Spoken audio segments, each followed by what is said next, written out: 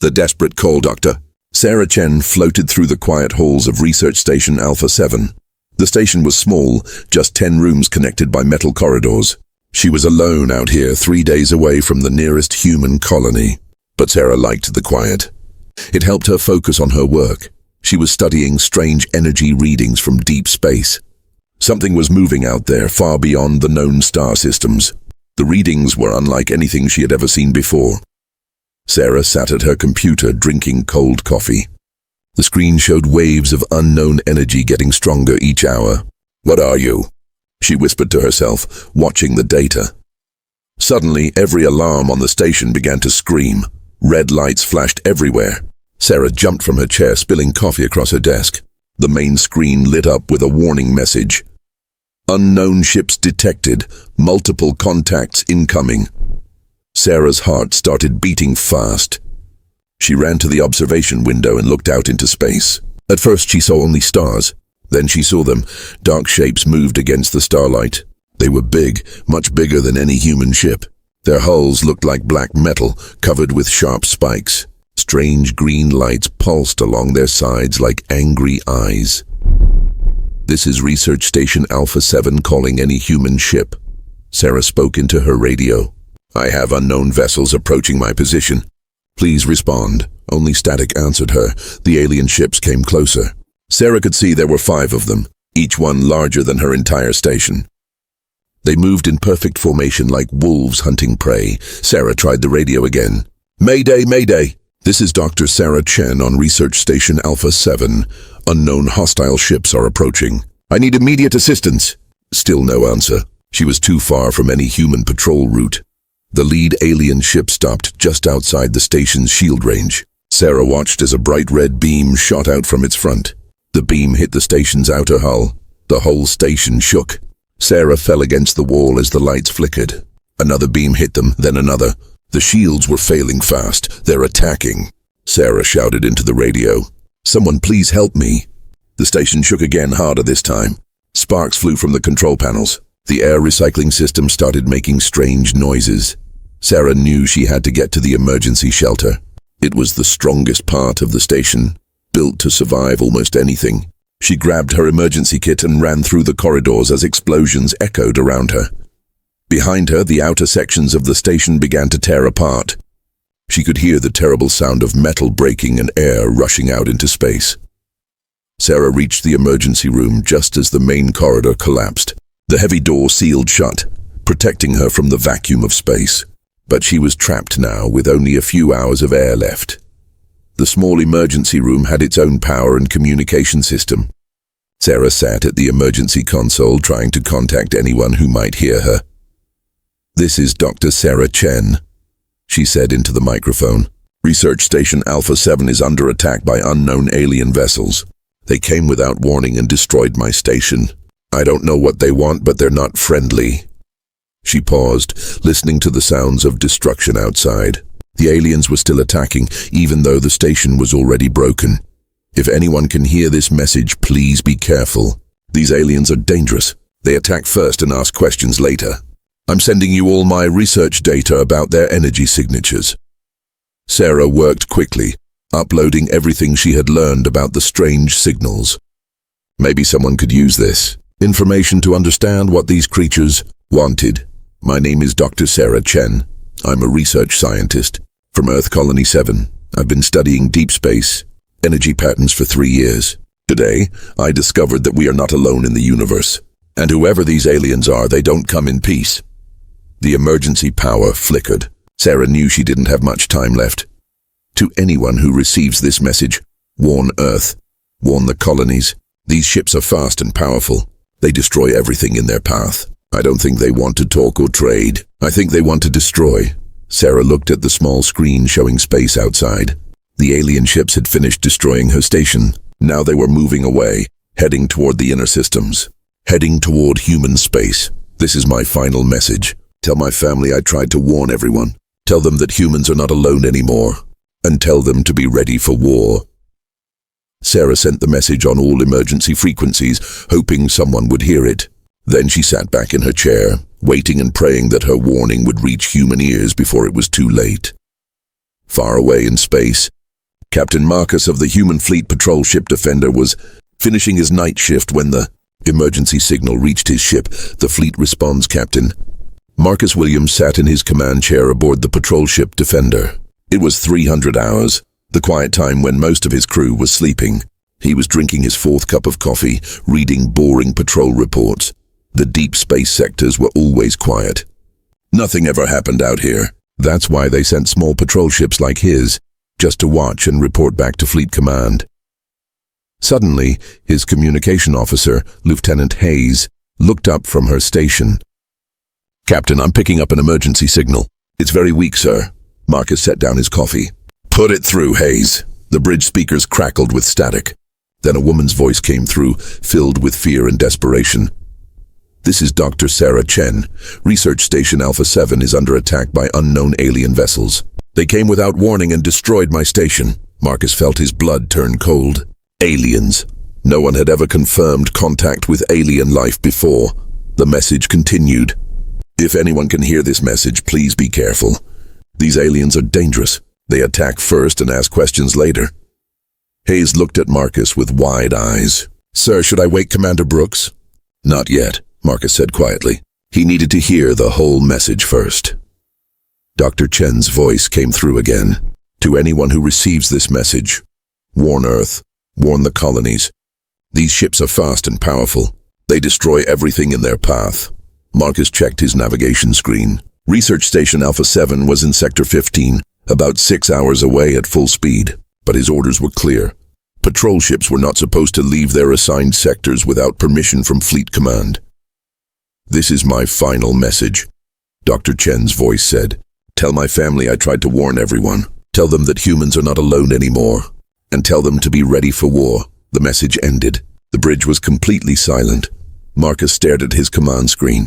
His orders said to stay in Sector 12 and report anything unusual to Fleet Command. But a human was in danger, maybe still alive. Hayes, can you track where that signal came from? Yes, sir. Research Station Alpha 7, Sector 15. The signal is about 4 hours old. 4 hours. Dr. Chen might still be alive, hiding in an emergency shelter. But if Marcus left his patrol route without orders, he could face court-martial, sir. Hayes was waiting for orders. Marcus thought about his daughter back on Earth Colony 7. What if she was trapped somewhere, sending out desperate calls for help? He would want someone to answer her call. Hayes, send a message to Fleet Command. Tell them we received an alien contact emergency signal and are investigating. Yes, sir. And Hayes, also broadcast Dr. Chen's message on all fleet emergency channels. Every human ship needs to hear this warning. As Hayes worked, Marcus turned to his pilot. Johnson, set course for Research Station Alpha 7. Maximum speed. Sir, that's outside our patrol sector, Johnson said carefully. I know exactly where it is, Johnson. Now punch it. The Defender's engines roared to life. The small ship turned toward Sector 15 and jumped to full speed. 20 minutes later, Hayes looked up with surprise. Captain, I'm getting responses to our broadcast. Other patrol ships heard Dr. Chen's message. How many? 3 ships so far, sir. The Courage, the Victory, and the Phoenix. They're all changing course towards Sector 15. Marcus smiled grimly. He wasn't surprised. Human fleet captains didn't leave their own behind. More messages came in. Captain Rodriguez of the Courage heard the distress call. Coming to assist. Captain Park of the Victory. No human fights alone. On our way. Captain Singh of the Phoenix. See you at Alpha 7, Marcus. Let's go save our scientist. Within an hour, 6 patrol ships were racing toward Research Station Alpha 7. All of them breaking their orders. All of them willing to face court-martial to save one human life. But as they traveled through space, more emergency signals started coming in. Not from Dr. Chen this time, from other research stations, from mining colonies, from trading posts. The aliens were moving fast, hitting targets across 3 sectors.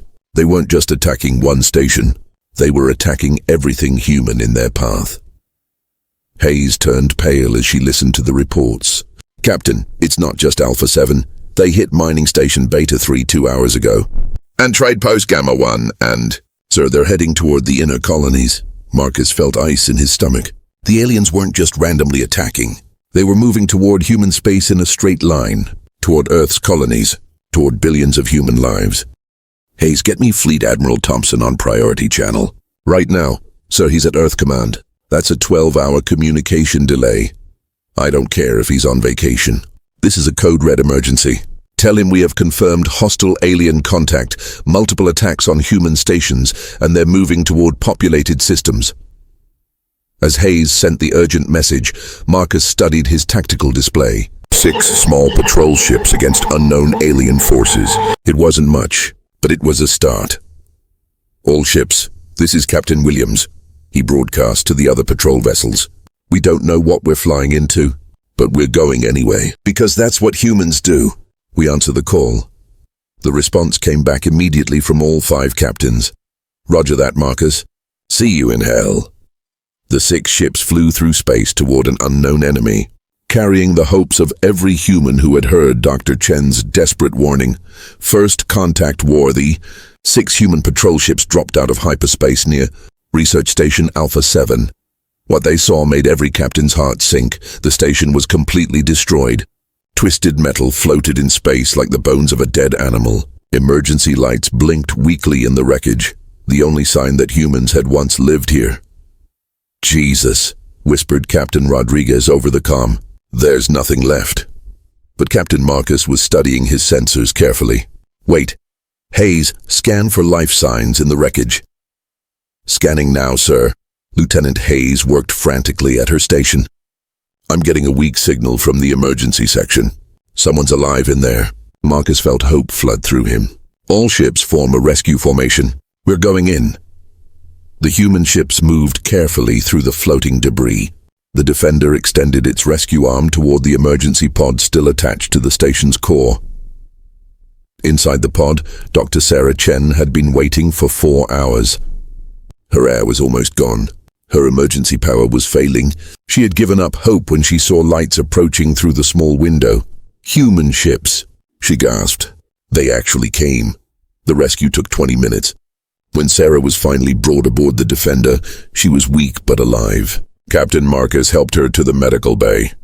Dr. Chen, I'm Captain Williams. We received your message. Can you tell us what happened? Sarah sat up on the medical bed, her eyes filled with fear and anger.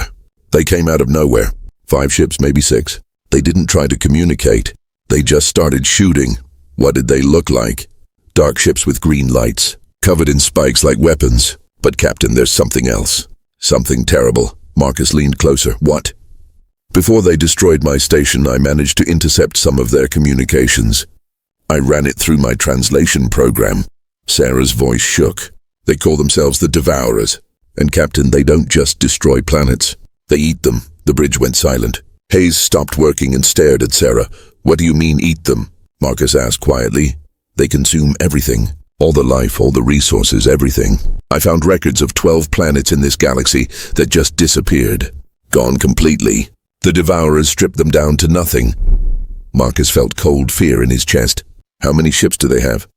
From what I could tell, hundreds, maybe thousands. And Captain? Sarah grabbed his arm. They're heading straight for human space, for Earth's colonies. Suddenly, alarm sirens began screaming throughout the ship. Captain! Hayes shouted. Multiple contacts incoming. Large ships approaching fast. Marcus ran to the bridge.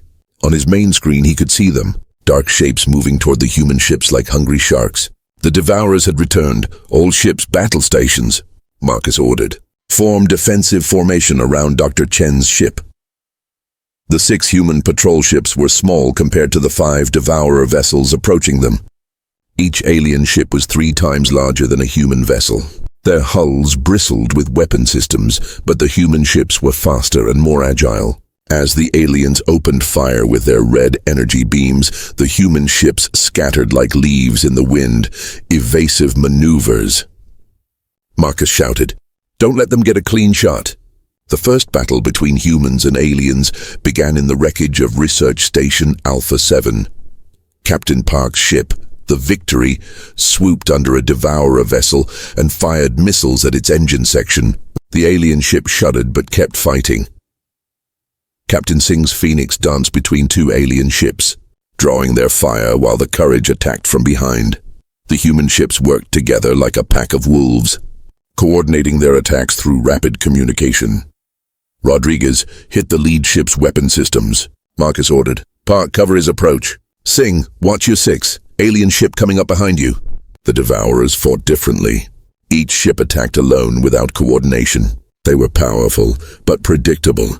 For 20 minutes the battle raged among the debris. The human ships took damage but kept fighting. They had something the aliens didn't expect: teamwork. But then Hayes shouted a warning that chilled everyone's blood. "Captain, more contacts incoming." A lot more. On the tactical screen, Marcus watched in horror as dozens of new contacts appeared. The main Devourer fleet was arriving. Massive ships, each one larger than a human space station, dropped out of hyperspace. The lead vessel was enormous, dwarfing even the other alien ships. "My God," whispered Dr. Chen, who had come to the bridge despite her injuries. "That's their mothership, the one that controls all the others."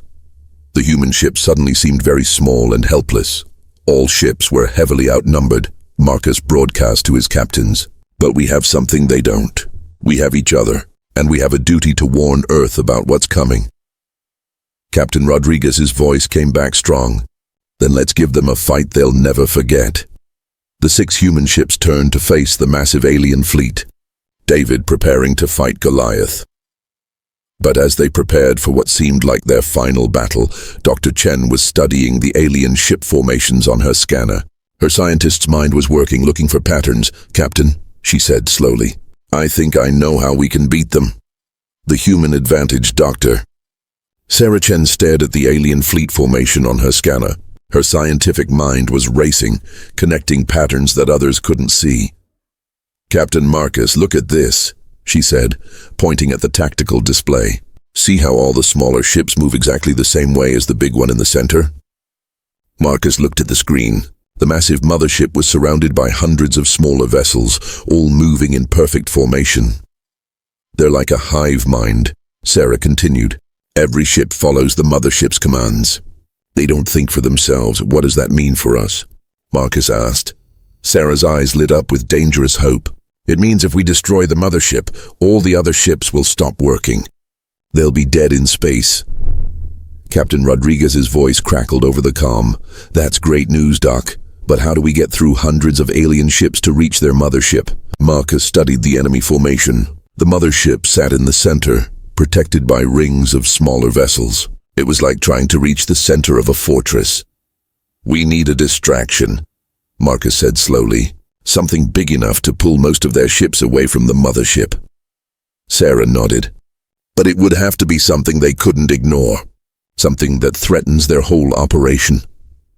Lieutenant Hayes looked up from her communication station. "Captain, I'm receiving multiple emergency signals from human colonies. The aliens are attacking 3 different systems at once." Marcus felt his heart sink. While they were fighting here, the Devourers were spreading across human space like a plague. "Sir," Hayes continued, "I also have a priority message from Fleet Admiral Thompson at Earth Command. He's ordering all available ships to assemble at Sector 9 for a counterattack." "How many ships?" Marcus asked. "The entire 3rd Fleet, sir. 57 ships, including 3 heavy cruisers." Sarah grabbed Marcus's arm. "That's it?" "That's our distraction." "What do you mean?" "If the human fleet attacks the alien ships here, most of the Devourer vessels will move to fight them. That will leave the mothership with only a few guards." Marcus understood immediately. A suicide mission. The fleet draws their fire while a small team goes after the mothership. "It's our only chance," Sarah said. "But someone has to get close enough to plant explosives on the mothership's control center." Captain Singh's voice came over the comm. "Marcus, we've got movement. The alien ships are forming attack formation. They're coming for us." The 6 human patrol ships scattered as red energy beams filled space around them. The battle had started again, but this time the humans had a plan. "All ships, new mission," Marcus broadcast. "We need to survive long enough for the 3rd Fleet to arrive. Hit-and-run attacks only. Don't get caught." Part 4. The Human Advantage, Doctor. Sarah Chen stared at the alien fleet formation on her scanner. Her scientific mind was racing, connecting patterns that others couldn't see. "Captain Marcus, look at this," she said, pointing at the tactical display. See how all the smaller ships move exactly the same way as the big one in the center? Marcus looked at the screen. The massive mothership was surrounded by hundreds of smaller vessels, all moving in perfect formation. They're like a hive mind. Sarah continued. Every ship follows the mothership's commands. They don't think for themselves. What does that mean for us? Marcus asked. Sarah's eyes lit up with dangerous hope. It means if we destroy the mothership, all the other ships will stop working. They'll be dead in space. Captain Rodriguez's voice crackled over the comm. That's great news, Doc. But how do we get through hundreds of alien ships to reach their mothership? Marcus studied the enemy formation. The mothership sat in the center, protected by rings of smaller vessels. It was like trying to reach the center of a fortress. We need a distraction, Marcus said slowly. Something big enough to pull most of their ships away from the mothership. Sarah nodded. But it would have to be something they couldn't ignore. Something that threatens their whole operation. Lieutenant Hayes looked up from her communication station. Captain, I'm receiving multiple emergency signals from human colonies. The aliens are attacking 3 different systems at once. Marcus felt his heart sink. While they were fighting here, the Devourers were spreading across human space like a plague. Sir, Hayes continued, I also have a priority message from Fleet Admiral Thompson at Earth Command. He's ordering all available ships to assemble at Sector 9 for a counterattack. How many ships? Marcus asked. The entire 3rd Fleet, sir. 57 ships, including 3 heavy cruisers. Sarah grabbed Marcus's arm. That's it. That's our distraction. What do you mean? If the human fleet attacks the alien ships here, most of the Devourer vessels will move to fight them. That will leave the mothership with only a few guards. Marcus understood immediately. A suicide mission. The fleet draws their fire, while a small team goes after the mothership. It's our only chance, Sarah said. But someone has to get close enough to plant explosives on the mothership's control center. Captain Singh's voice came over the comm. Marcus, we've got movement. The alien ships are forming attack formation. They're coming for us. The 6 human patrol ships scattered as red energy beams filled space around them. The battle had started again, but this time the humans had a plan. All ships' new mission, Marcus broadcast. We need to survive long enough for the 3rd Fleet to arrive. Hit-and-run attacks only. Don't get caught. For the next hour, the human ships played a deadly game of hide-and-seek among the debris. They would dart out, fire missiles at the alien ships, then disappear before the Devourers could respond. The aliens grew frustrated. Their powerful weapons couldn't hit the fast-moving human ships. Finally, Hayes received the message they were waiting for. 3rd Fleet entering the system in 10 minutes. Sarah was already suiting up in a space combat suit. Captain, I need to go with the assault team to the mothership. Absolutely not, Marcus said. You're a scientist, not a soldier. I'm the only one who understands their technology. Without me, you won't know where to place the explosives.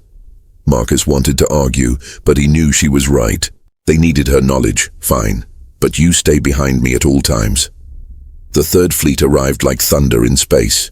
57 human warships dropped out of hyperspace, their weapons already charging. Admiral Thompson's voice boomed across all channels. This is Admiral Thompson.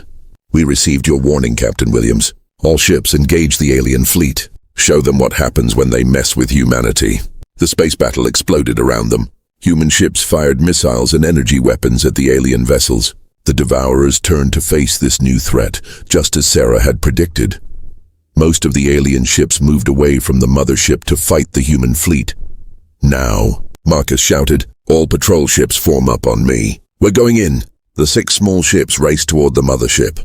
Only a dozen alien vessels remained to guard it. But those 12 ships were the largest and most powerful in the Devourer fleet. Incoming fire. Hayes warned as massive red beams swept toward them. The human ships dodged and weaved, but the space around the mothership was thick with deadly energy. Captain Park's ship took a direct hit. Victory is damaged, he reported. Engines failing. Rodriguez, cover Park's withdrawal, Marcus ordered. Singh, you're with me and Chen. We're going in. 2 human ships raced toward the enormous mothership. Its hull was covered in weapon systems and strange organic-looking growths. There. Sarah pointed at a section near the front. That's their command center. If we can get inside and plant explosives there, it will shut down their entire fleet. But as they approached the mothership, Marcus saw something that made his blood freeze. The ship's hull was opening.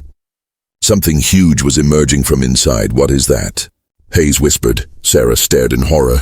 It's not just a ship, she said quietly. It's alive. The mothership is a living creature, and it was looking right at them with eyes the size of buildings. The final phase of the battle was about to begin. Victory and new beginning.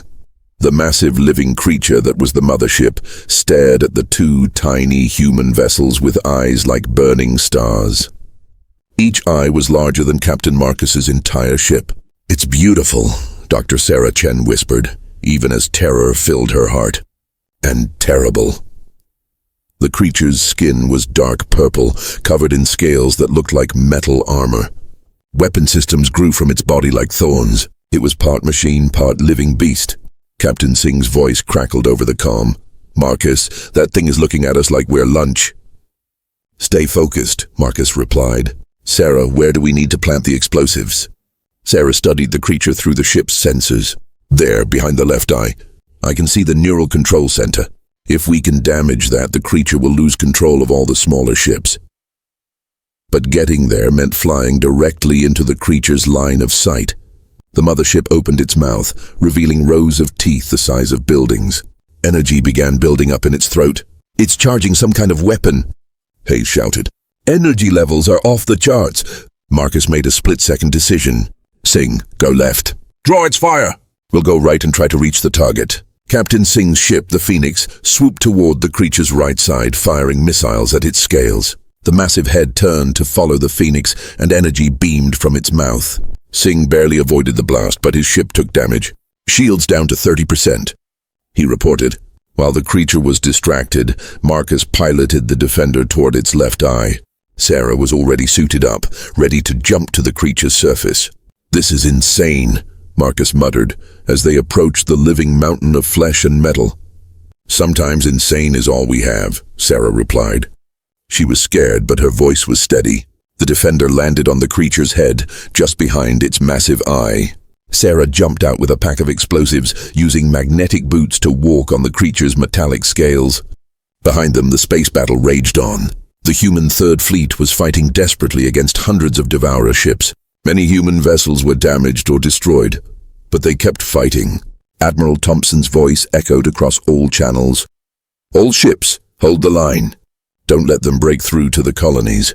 Sarah reached the neural control center. It looked like a mixture of brain tissue and computer circuits, pulsing with alien thoughts. Planting charges now, she reported to Marcus. But as she worked, the creature realized something was on its head. The massive eye turned toward her. Sarah found herself staring into an intelligence older than human civilization. The creature was angry but also surprised. It had never seen anything like humans before. Sarah finished placing the explosives and ran back toward the ship. But the creature was moving now, trying to shake her off its head. Sarah, hurry! Marcus shouted. She made a desperate leap toward the Defender just as Marcus lifted off. Her magnetic boots lost their grip, and she floated in space for a terrifying moment before Marcus caught her with the ship's rescue arm. Charges set! Sarah gasped as she was pulled inside. 30 seconds until detonation. The Defender raced away from the mothership as fast as its engines could carry it. All human ships get clear of the mothership. Marcus broadcast. Big explosion coming. The explosives detonated directly in the creature's brain center. Light flashed across space as the massive being let out a silent scream that somehow every human felt in their minds. Then something incredible happened. All around the battlefield, the smaller Devourer ships simply stopped moving. Their lights went out, their weapons powered down. They floated dead in space like toys with broken batteries. It worked. Captain Rodriguez shouted over the comm. They're all dead. Every single alien ship just shut down. The human fleet had won the battle. But more importantly, they had saved billions of human lives. Without the mothership to guide them, the Devourer invasion was over. Admiral Thompson's voice filled the comm channels. Outstanding work, patrol ships. You've saved the entire human race today. 3 months later, Dr. Sarah Chen stood on the bridge of the new research vessel Discovery. She was now the lead scientist for the human fleet's Alien Contact Division. Captain Marcus Williams stood beside her, wearing the insignia of a fleet admiral. His promotion had come with a new mission to protect humanity from future alien threats. "Any word from the outer colonies?" Sarah asked. "All clear," Marcus replied. "The automated defense systems we built from Devourer technology are working perfectly. Nothing gets close to human space without us knowing about it." Through the ship's windows, they could see other alien vessels, but these aliens were friendly. News of humanity's victory over the Devourers had spread across the galaxy. Other species had suffered under Devourer attacks for centuries. When they learned that humans had defeated the ancient enemy, they came to offer friendship and trade. The Zephyrian delegation had been particularly grateful. Their homeworld had been saved when the Devourer fleet suddenly died in space. Admiral Williams, the Zephyrian ambassador, had said, "Humans are the first species to defeat the Devourers in over 1,000 years. Your people are truly remarkable." Now Sarah and Marcus watched as ships from a dozen different alien species docked at the new space station humanity had built. Earth was no longer alone in the universe. "You know what I've learned?" Sarah said to Marcus as they watched the alien ships. "What's that?" "When humans hear a call for help, we don't ask who's calling. We don't ask if it's safe. We just answer. And apparently that's pretty rare in the galaxy." Marcus smiled. "Good thing for the galaxy that humans are the way we are." Sarah nodded. "The aliens call us the Guardians now. They say we're the species that protects others." Through the comm system, they could hear human voices coordinating with alien ships, sharing technology, planning exploration missions to distant stars. Humanity had answered one desperate call for help, and it had changed everything. Now they were no longer just one small species on one small planet. They were the guardians of the galaxy, and whenever anyone, anywhere, sent out an SOS signal, humanity would be listening. They would always answer the call,